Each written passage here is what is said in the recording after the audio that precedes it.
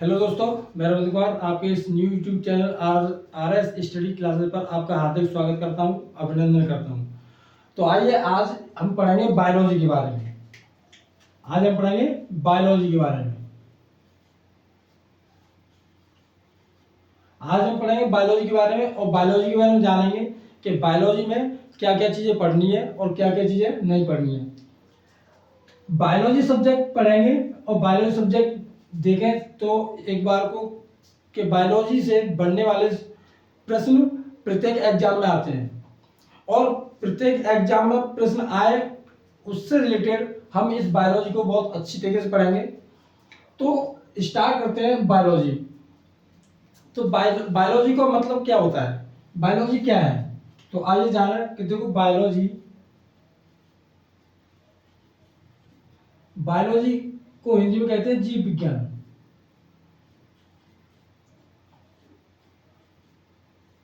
Biology को हिंदी में क्या कहते हैं, जीव विज्ञान। अब बायोलॉजी का मतलब क्या होता है, बायोलॉजी का मतलब होता है जीव विज्ञान, मतलब जीवों का अध्ययन। बायोलॉजी के अंतर्गत किसका अध्ययन होता है, जीवों का अध्ययन होता है। देखा जाए तो बायोलॉजी, इसमें बायोलॉजी को देखें तो बायोलॉजी दो शब्दों से मिलकर बना है। बायोलॉजी दो शब्दों से मिलकर बना है, नंबर एक बायो और नंबर दो लोगस। बायो का मतलब होता है जीव या जीवन, इसको इंग्लिश में लाइफ भी बोल सकते हैं, लाइफ। लोगस का मतलब होता है स्टडी। लोगस का मतलब क्या होता है, स्टडी। तो लाइफ स्टडी मतलब जीव का, जीवन का अध्ययन। जीवन का अध्ययन किस में होता है, बायोलॉजी के अंतर्गत होता है। जीवन का अध्ययन किसके अंतर्गत होता है, बायोलॉजी के अंतर्गत होता है। और देखें तो बायोलॉजी जीव कहां से बने हैं, तो जीवों को देखें हम तो जीव को अगर देखा जाए तो जीव बना है सेल से।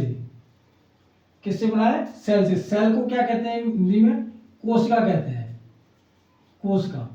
अगर जीव को देखें तो बहुत सारी कोशिकाओं से मिलकर जीव बना है। तो कोशिकाओं से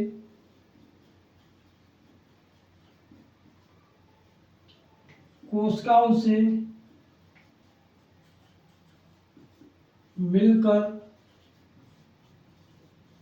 बने हैं। जो जीव है वो किससे मिलकर बने हैं, वो कोशिकाओं से मिलकर बने हैं। अब कोशिकाओं से मिलकर आप सोचेंगे कि कोशिकाओं से मिलकर जीव कैसे बने हैं। जैसे आपने देखा होगा हम मकान बनाते हैं, क्या बनाते हैं, मकान बनाते हैं। और मकान किससे बनता है, ईंटों से मिलता है। और ईंटों से जब मकान बन रहा है तो बहुत सारी ईंटों से एक कमरा जाके तैयार होता है। तो एक एक ईंट लगाई एक पूरा कमरा तैयार हुआ है। ऐसे ही बहुत सारी कोशिकाओं से मिलाकर अपना शरीर बनाए। प्रत्येक का शरीर किससे मिलकर बना है, सेल से मिलकर बना है, कोशिका से मिलकर बना है। इसलिए जीव की सबसे छोटी इकाई क्या है, कोशिका को कहते हैं। किसको कहते हैं, कोशिका को कहते हैं। तो अब हम जानेंगे इसके बारे में कि बायोलॉजी को कितने भागों में बांटा गया है। तो आइए देखें बायोलॉजी को कितने भागों में बांटा गया है।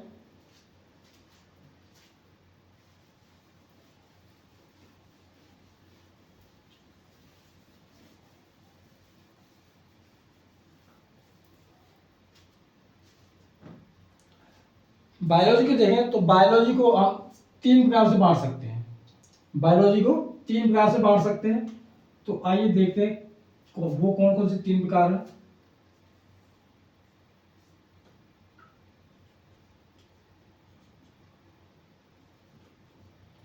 तो सबसे पहला बायोलॉजी के अंतर्गत आता है आपका बॉटनी। क्या आता है, बॉटनी। तो आइए देखें बॉटनी।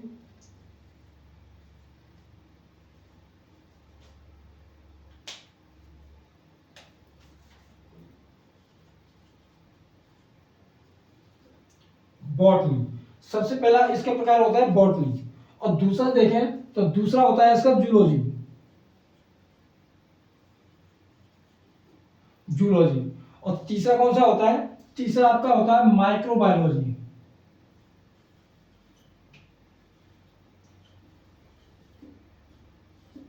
माइक्रोबायोलॉजी। अगर हिंदी में इनको देखें तो बॉटनी को कहते हैं वनस्पति विज्ञान।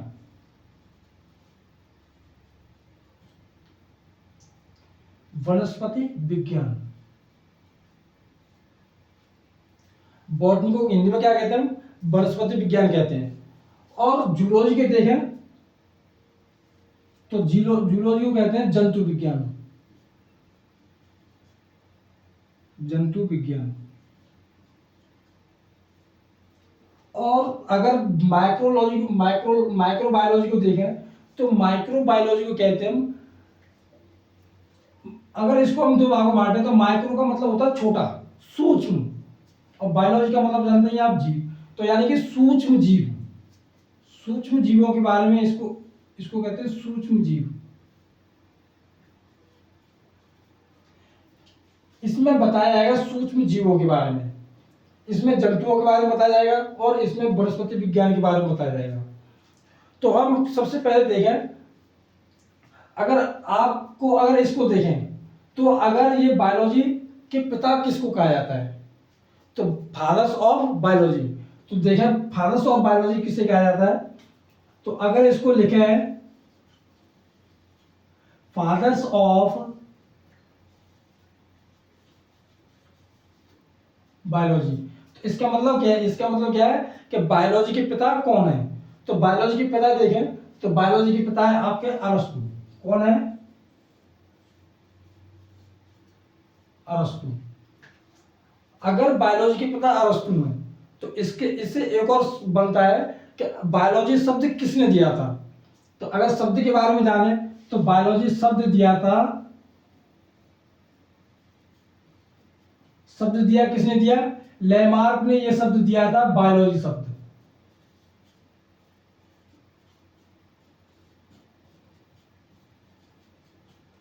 बायोलॉजी शब्द किसने दिया था? लेमार्क ने बायोलॉजी शब्द दिया था। अब आपके इससे 3 क्वेश्चन इससे क्लियर हो गए। सबसे पहला कि बायोलॉजी के पिता कौन है, आप कहेंगे अरस्तु।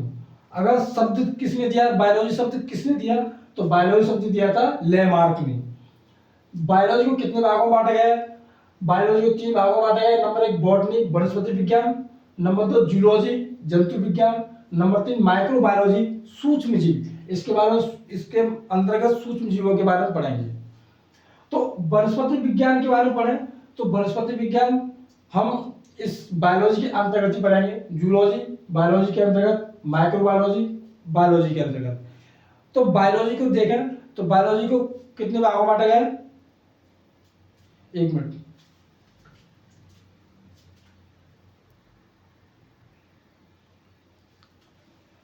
हाँ, तो किसके बारे में बात कर रहे थे? वनस्पति विज्ञान के बारे में। तो वनस्पति विज्ञान, इसको इंग्लिश में बॉटनी और हिंदी में वनस्पति विज्ञान कहते हैं। अगर इसके जनक के बारे में जाने हम, तो बॉटनी के जनक कौन थे? बॉटनी को किसने परिभाषित किया था या बॉटनी के बारे में किसने बताया था?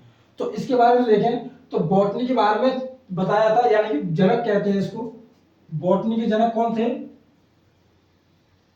जनक थे थियोफ्रेस्टस।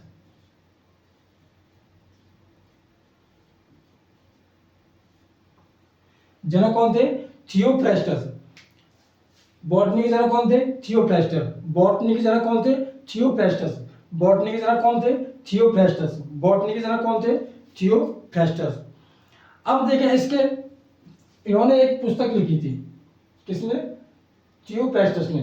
अगर इनकी पुस्तक के बारे में देखें तो इनकी एक पुस्तक थी,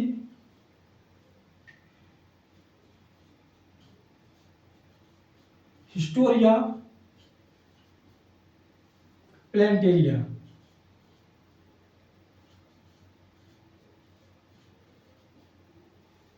हिस्टोरिया प्लेनेटेरिया। तो प्लेनेटेरियम, तो पुस्तक कौन सी लिखी थी उन्होंने?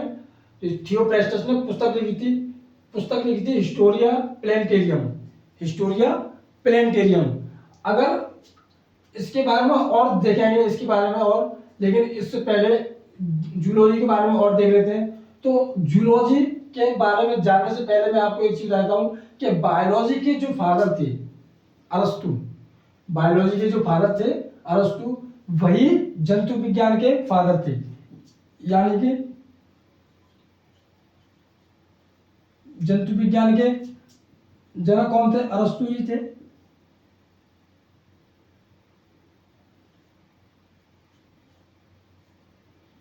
अगर पुस्तक देखें, इनकी पुस्तक कौन सी थी?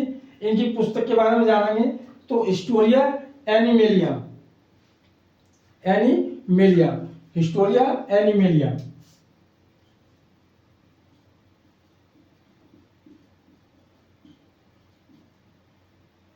Historia animalia.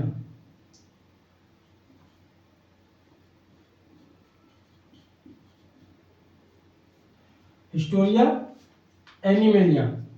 अब इसके बाद हम जानेंगे सूक्ष्म जीव।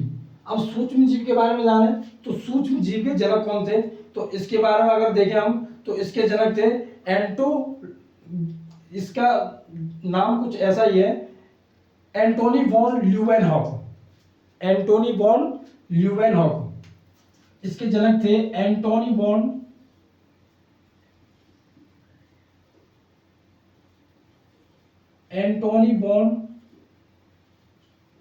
ल्यूवेनहॉक।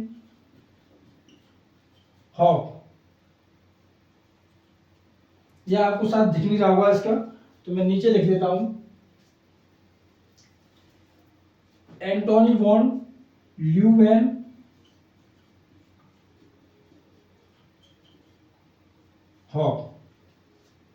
और अगर इनकी पुस्तक, एंटोनी वॉन ल्यूवेनहॉक ने एक पुस्तक भी लिखी थी और पुस्तक का नाम था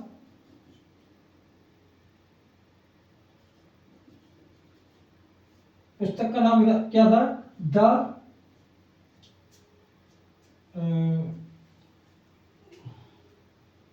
the secret of nature. The secret of nature.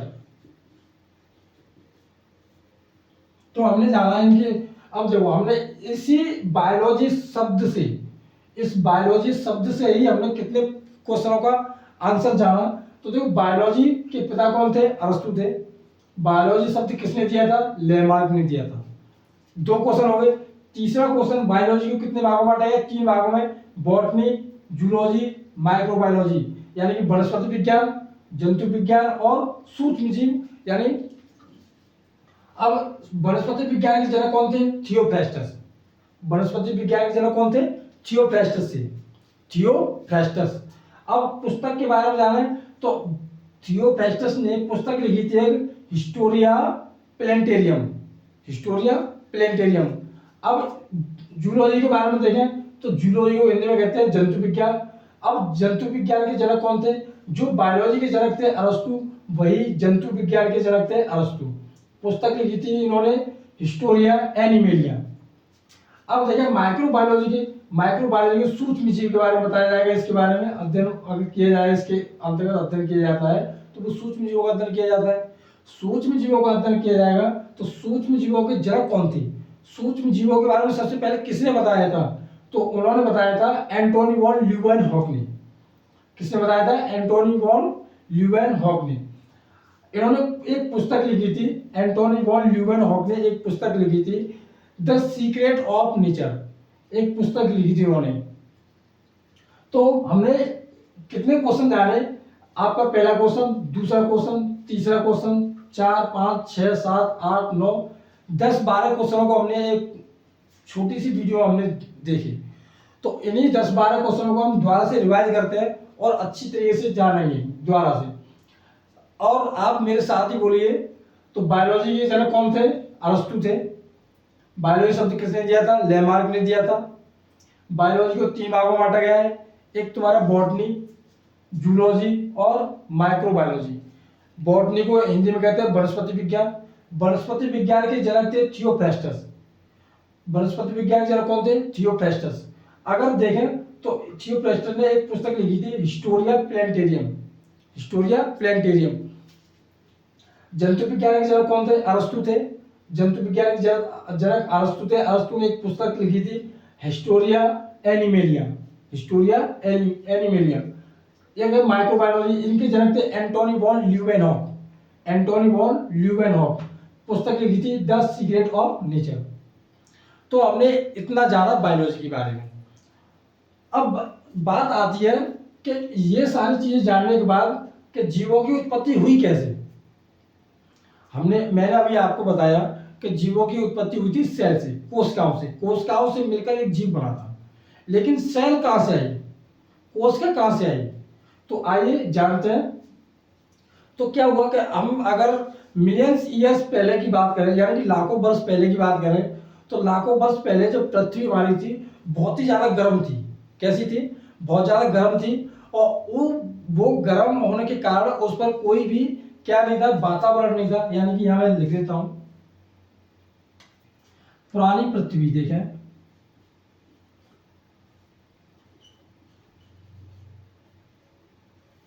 पुरानी पृथ्वी पर क्या था, वातावरण था। पुरानी पृथ्वी पर ना तो वातावरण था, वातावरण नहीं था इस पर, और ना ही यहां पर जीवन था, जीवन भी नहीं था यहां पर, पानी भी नहीं था यहां पर, यानी कि कुछ भी नहीं था। जब पुरानी पृथ्वी थी तो वहां कुछ भी नहीं था, वहां सिर्फ और सिर्फ गैस थी, गैस। और गैस भी कितनी थी, सिर्फ और सिर्फ 4 गैस थी उसमें। कितनी गैस, 4 गैस थी। नंबर पहली, अगर 4 गैसों के बारे में अगर मैं बताऊं आपको, तो सबसे पहली गैस थी उसमें मीथेन। मीथेन भी गैस थी वहां पर। दूसरी गैस थी कार्बन डाइऑक्साइड। कार्बन डाइऑक्साइड मैं नीचे लिख देता हूं,